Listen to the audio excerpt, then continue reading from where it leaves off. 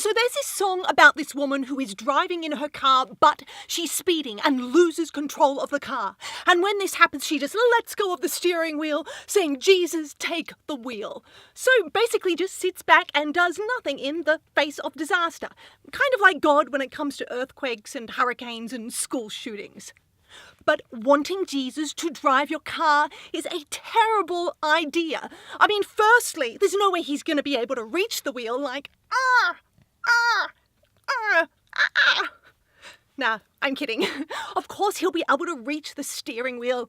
I mean, his arms will probably fall off because of all that rotting flesh now that he's a zombie, but hey.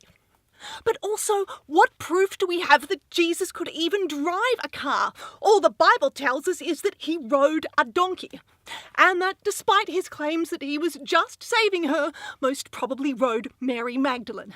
And given the fact that he travelled around constantly with 12 male companions, almost definitely liked to drive stick at times. But even if you're like, look, the song isn't about Jesus taking the literal wheel of your car, but more about him taking the metaphorical wheel of your life, this is still a terrible idea. I mean, come on, this is a guy who managed to get himself crucified even though he's supposed to be a god, and knew that the crucifixion was going to happen. Clearly, this is not someone capable of stellar life choices. So I say, Jesus, don't take the wheel.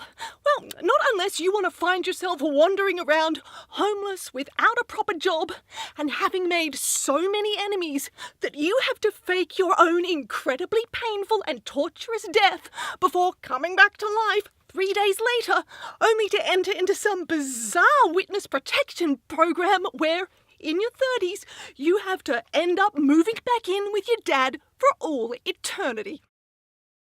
I'm just the son of a carpenter, and I don't want anything from ya, except for your eternal love.